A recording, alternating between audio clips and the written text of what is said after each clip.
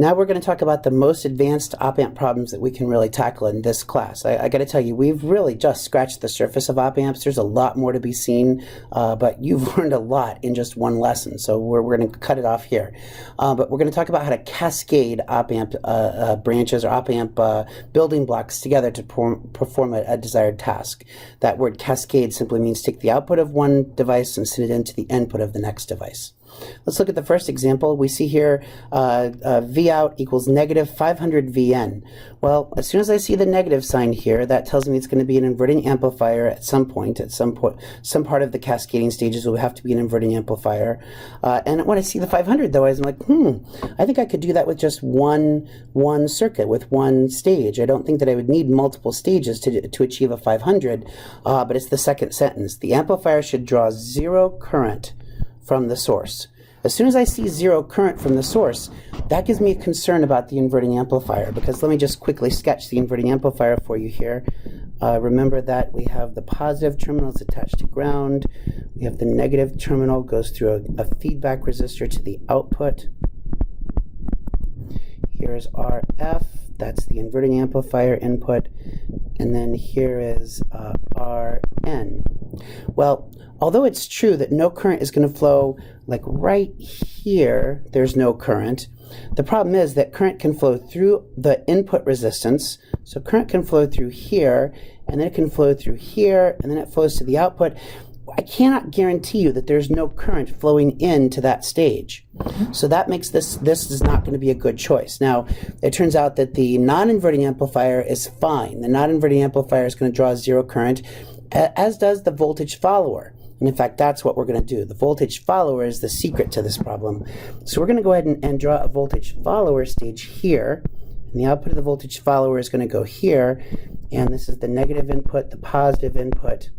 This right here, that's Vn. And then this comes over to here. Now notice that there is, in fact, we know for certain that there is no current right here. And so therefore we're satisfying the rule that zero current is drawn from the source. But we know that the voltage here is the same thing as Vn. And therefore the rest of this circuit is going to behave as it's supposed to. We just have to choose the value of RF and RN.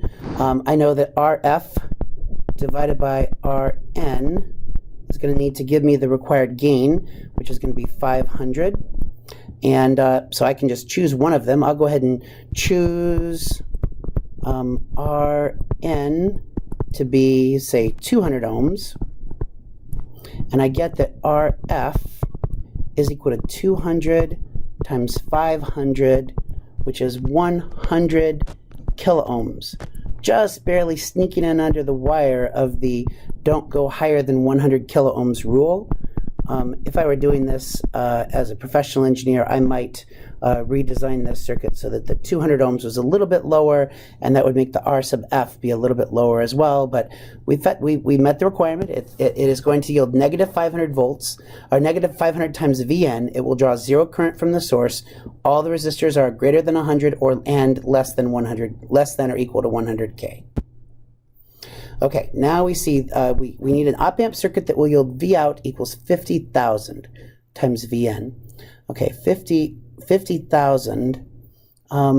50,000, let's see, if I take the square root of 50,000, I get 224. So the square root of 50,000 is 224. Whoops, 224.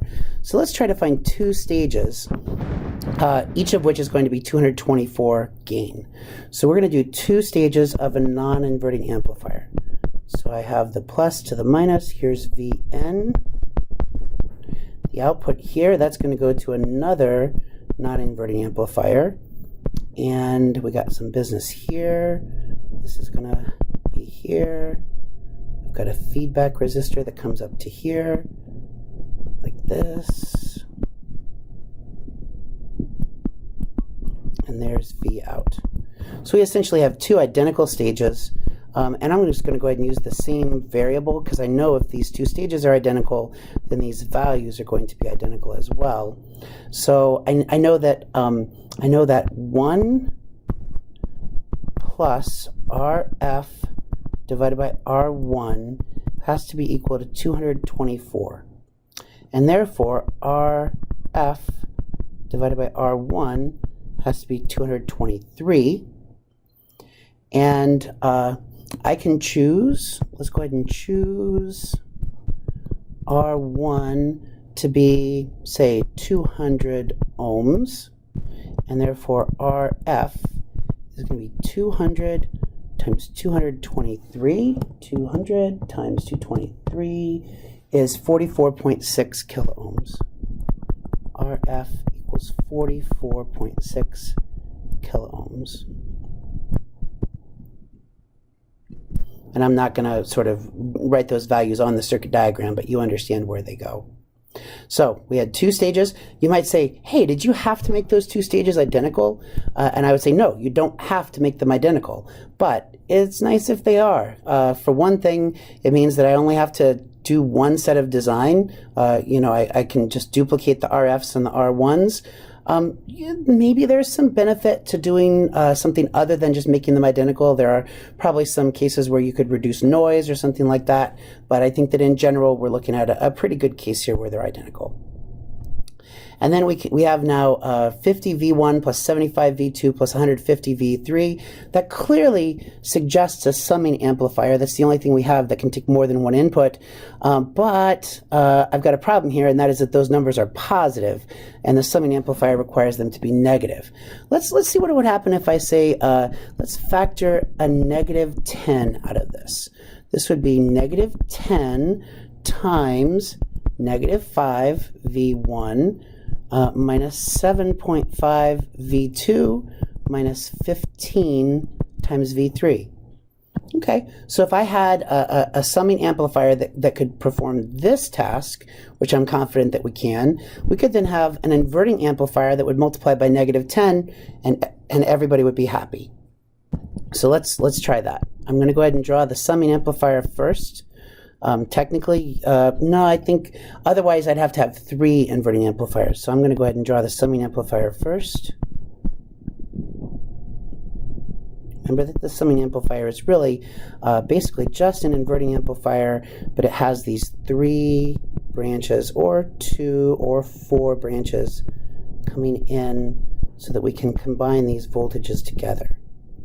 So here's R1, here's R2, here's R3, and here's V1, and here's V2, and here's V3. There's our summing amplifier. And now I'm going to take the output of that and I'm going to drive it into an inverting amplifier.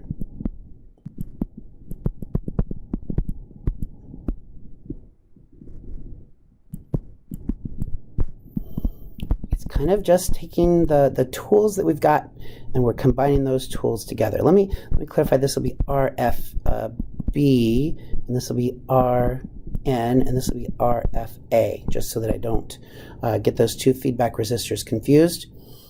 I know that I want this stage to have a gain of negative 10. So you know what? I don't even really need variable names. This is easy enough that I can say, let's make this be 10K. Let's make this be 10 kiloohms. And let's make this, oh, that was not what I wanted to do. Better redraw that because I don't know how to undo the delete. So there's 1 kiloohm. Okay, so that stage gives us a gain of negative 10. And I know that I want this stage to give me negative 5 V1 minus 7.5 V2 minus 15 V3, and therefore I know that RF over R1 has to be 5, RF over R2 has to be 7.5, and RF over R3 has to be 15. If I choose RF to be 50 kiloohms, then R1 works out to be 10 kiloohms, R2 is 6.67 kiloohms, and R3 is 3.33 kiloohms. So there's my 4 resistors for the summing amplifier, and again I could probably mess up the circuit diagram by rewriting them there, but you can see that they're clearly labeled which resistors go in which place. So if I have a stage of summing amplifier followed by a stage of inverting amplifier, I multiply them together, I'm going to get the required function, which has a linear combination of 3 inputs with positive coefficients instead of negative coefficients.